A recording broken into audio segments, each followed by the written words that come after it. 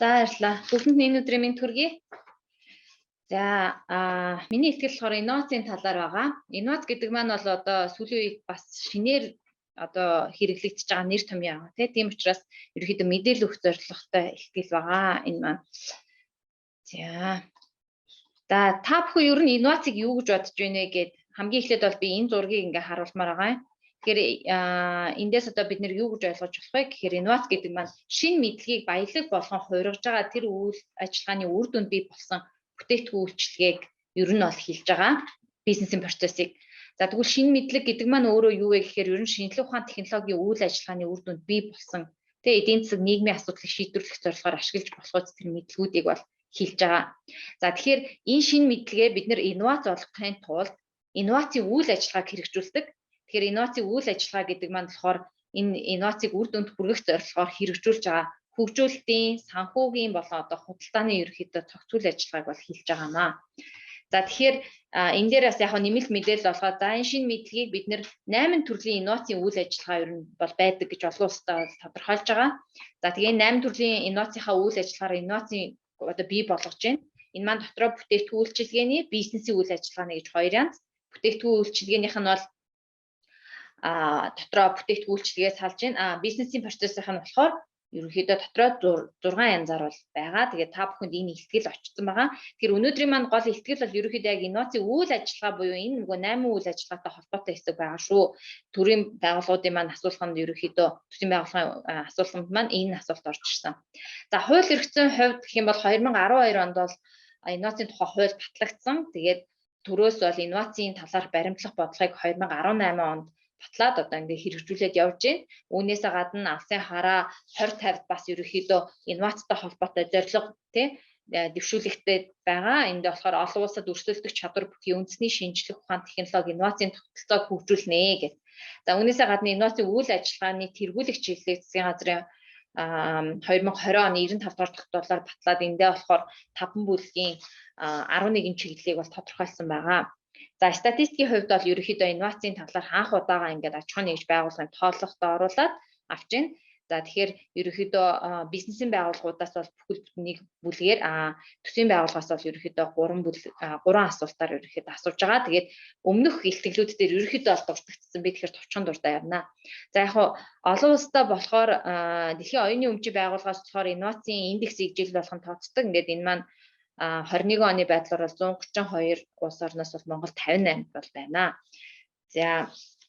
За инновацийн ерөнхийдөө инновац яагаад ер нь аюул чухал байгаа гэхээр ер нь төрийн бус байгууллагч бай аж ахуйн нэгжийн хувьд бол ерөнхийдөө үйл ажиллагаагаа үр дүнтэй, үр ашигтай байлгах гол зорилготой хэрэгжүүлж байгаа эсвэл бүтээгдэхүүн үйлчилгээ зах зээлд нийлүүлэх, нэвтрүүлэх, илүү эрэлтэд тулгуурлаад одоо ажиллах ч гэдэг юм Үүнээс гадна нийгэмд ч бас нийгмийн эдийн засгийн бас үр нөлөөнүүд байна Энэ тухайлбал одоо энэ тайланд 2021 оны дэлхийн оюуны өмчийн байгууллагын тайланд бол ажиллах хүчний одоо бүтээмжийг бол богино хугацаанд 4%-аар урт хугацаанд бол 2.2%-аар бол инновац нэмэгдүүлсэн гэсэн үр дүн бол дэлхийн хэмжээнд гарсан байна.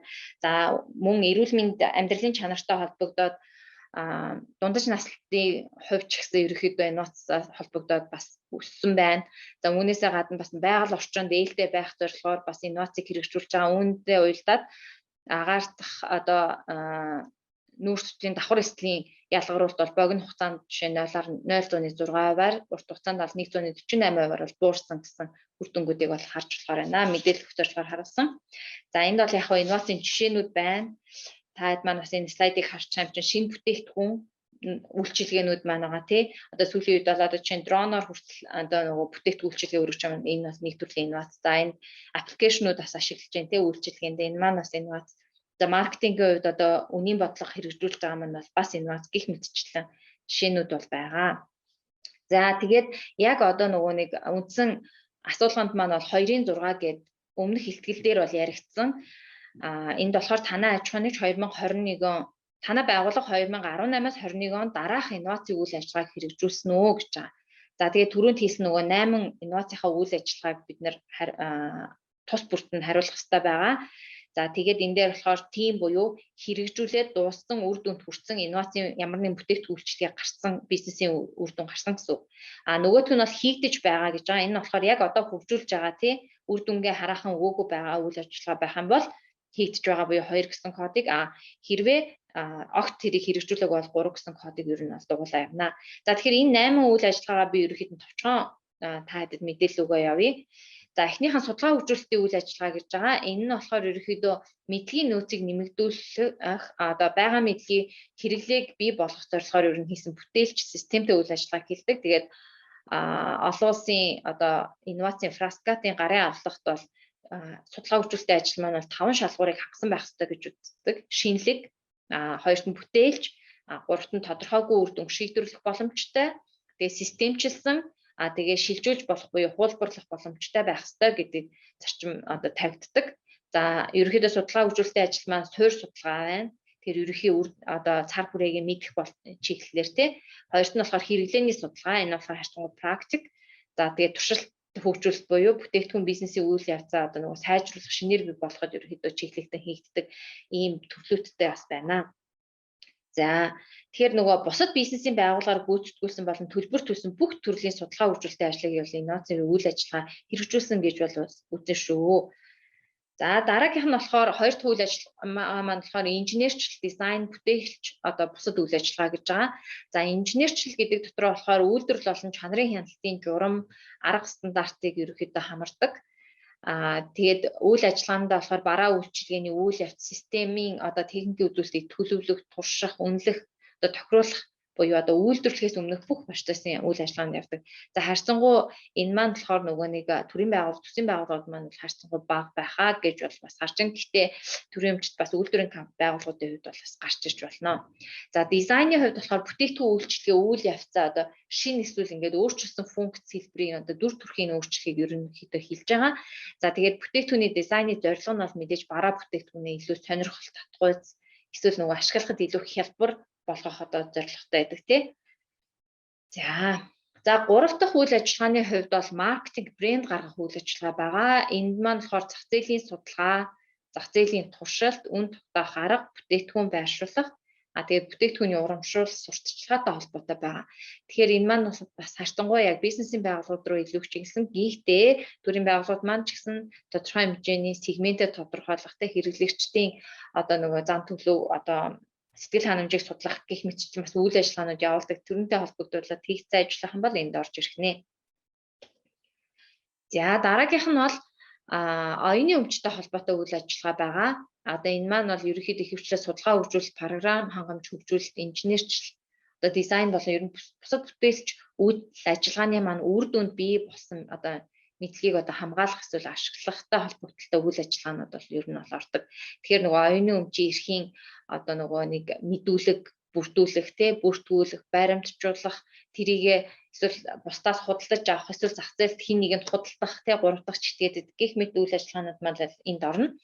За тэгээд оюуны өмчийн гэрчлэгээнд бол патент, хэрэглээний патент, ашигтай завгар, барааны тэмдэг, зохиогч эрх, одоо газар зүйн заалт гэх мэт одоо нөгөө нэг үзүүлэлтүүд маань бүгдээрээ бас орохоор байгаа. За тэгээд нэг анхаарах зүйл нь юу байгаа гэхээр ерөнхийдөө нөгөө бид нэр инновац маань бол харьцангуй тийм богино хугацаанд гараад идэг бас биш те. Тэгэхээр үйл ажиллагааг харьцангуй урт хугацаанд хэрэгжүүлдэг. Тийм учраас бид нэр 2018-аас 21 он гэж ерөнхийдөө асуусан байгаа.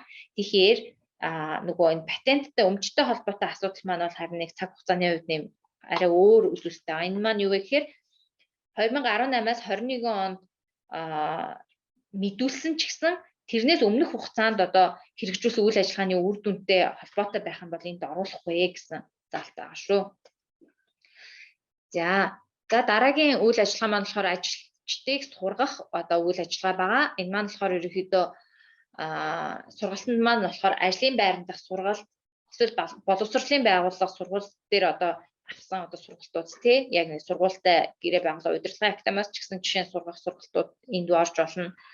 За үүний нэг жишээ бол одоо нөгөө шинэ програм хангамж одоо логистик системтэй холбоотой тоног төхөөрөмжөө ашиглах одоо тийм сургалтууд байж болж байна тий. Гэхдээ энд юу орж болохгүй вэ гэхээр яг одоо хэрэглэгдэж байгаа бүтээгдэхүүн бизнесийн одоо үйл явцын маань бизнес гэдэгтээ гэхдээ төрийн байгууллагын маань өөрсдийнх нь үйл ажиллагааг бас оруулах шүү. Хүн одоо аж ахуйн нэгжих гэсэн үг биш. Бизнесийн үйл явцыг ашиглах одоо холбоотой сургалт бол орохгүй байх нь. Эсвэл ерөнхий ур чадварыг нэмэгдүүлэх сургалт орохгүй, эсвэл хэлний сургалт бол ердөөсөө энд бас орохгүй шүү гэдгийг нь тэмдэглэсэн байгаа. За дараагийнх нь болохоор програм хангамж мэдээллийн сан хөгжүүлэх үйл ажиллагаатай холбоотой үйл ажиллагаа нь. Тэгээ энд маань болохоор мэдээж компьютерийн програм дотор 3 янз байгаа тийм. Эндээ болохоор ерөнхийдөө компьютерийн програм хангамж, програмын тайлбар, туслах материалыг дотооддоо хөгжүүлэх худалдаа авах үйл ажиллагааг байж болж байна. Хоёрт нь болохоор мэдээллийг олж авах, дотооддоо хөгжүүлэх дүн шинжилгээ хийхтэй холбоотой ажил байна. Гуравт нь болохоор мэдээллийн технологийн систем түүний дотор компьютерийн програм өвөгдлийн сангийн функцийг шинжлэх, өргөжүүлэх үйл ажиллагаатай холбоотой. Тэгэхээр програм хангамжтай бол холбоотой үйл ажиллагаанууд бол сүүлийн үед ковидтой ч холбогдуулаад цахим үйл ажиллагааг хэрэгжүүлэхтэй холбогдвол төрийн байгууллагууд бол нэлээх байгаа гэж бол үзэж байна. За тэгээд түрүүнд хийсэн бас өвөгдлийн сантай адилхан ерөнхийдөө энэ үндсэн үйл ажиллагаанууд маань төрийн захиргааны төв байгууллага дээрээ хэрэгжээд салбар хэлтсүүд дээрээ нэвтрүүлсэн бол энэ маань болохоор салбар болгон дээр нь бичигдэхгүй зөвхөн төв байгууллага дээрээ ерөнхийдөө мэдээлэл нь тэмдэглэгдэхээр байгаа шүү. Тэгэхээр жишээ нь эрүүл мэндийн даатгалын газар шинэ e-health гэдэг програм аппликейшн хөгжүүлсэн байгаа тий. Тэгээд энэ маань болохоор эрүүл мэндийн даатгалын ерөнхий газрынхаа асуулган дээр тэмдэглэгдэнэ. Тэгснээс биш дүүргийн эсвэл аймаг нийслэлийн хэлтсүүд дээр нь бол ердөөс тэмдэглэгдэхгүй нэ. Тэд нар маань болохоор бусдад цааш нь дамжуулаад хэрэглээ нэвтрүүлэхэд нь л оролцож байгаа гэсэн. За дараагийнх нь болохоор бие хөрөнгийг худалдаж авах түрээсэлтэй холбоотой үйл ажиллагаа. Энэ маань болохоор мэдээж барилга байгууламж, машин механизм, тоног төхөөрөмж худалдаа авах, түрээслэх, эсвэл өөрийн хэрэгцээнд зориулсан дотооддоо үйлдвэрлэх үйл ажиллагаа. Тэгэхээр энэ маань харьцангуй бас яг үндсэн төрийн байгууллагуудад харьцангуй бага. Гэтээ төрийн өмчт компаниуд дээр үйлдвэрийн газруудад бол бас харьцангуй байж болох юм аа. За дараагийн үйл ажиллагаа маань инновацийн менежментийн үйл ажиллагаа байгаа. Энэ маань болохоор дотоод гадаад нөөцийг төлөвлөх, удирдах, хянах бүх системтэй үйл ажиллагаагаа ерөнхийдөө багцаар нь томоор нь авч үздэг гэсэн. Тэгээ үүнд болохоор инновацийг нөөцийн хэрхэн хуваарлахын, ажилтны дунд үүрэг хариуцлага шийдвэр гаргалтыг хэрхэн зохион байгуулахын, гадны түншүүдтэй хамтран ажиллах менежмент нь ямар байхын, за инновацийн үйл ажиллагаанд гадны оролцоог нэгтгэх, инновацийнхаа үр дүн хянах, турших, түүнээсээ суралцаж дараагийн шатнд яаж дэмжлэг үзүүлж оролцох вэ гэдэг бүх үйл ажиллагаа маань ерөнхийдөө ордог байна. Гэхдээ ерөнхийдөө бол инновацийн менежментийн үйл ажиллагаа нь бол яг л инновацид идэвхтэй ажилладаг аж ахуйн нэгж байгууллагад илүү хамааралтай. Тэгэхээр яг төрийн байгууллагууд маань харьцангуй энэ бас бага байхаа гэж бол ер нь бол бодож байна. За ингээд ерөнхийдөө инновацийнхаа сая 8 үндсэн үйл ажиллагааг танилцуулсан. Тэгээд үүнтэйгээ уялдуулаад дараагийнх нь болохоор 3 дугаар бүлэг дээр инновацтай холбогдуулаад танай аж ахуйн нэгж инновацийн үйл ажиллагааны хүрээнд цахим технологиг үйлчлэгийг нэвтрүүлсэн үү? Нэвтрүүлсэн бол алийг нэвтрүүлсэн бэ гэдээ яг өмнөх бүлэг дээр бас яригдсан учраас би энэ дээр нэмж бол тодруулах хэлэхгүй. За бас инновацтай холбогдуулаад яг энэ байгууллагууд ч гэсэн бас өмнөх хэлтгэл дээр тавигдсан тий. Хөрөнгийн үзүүлэлттэй холбоотой хэсэг дээр, оюуны өмчтэй холбоотой эдийн засгийн үзүүлэлтүүд дээр бас мэдээллүүд бас орсон байгаа. Тэрийг маань та бас анхаарч хараарай гэж ерөөхдөө миний өгөх мэдээлэл бол ингээд дуусч байна.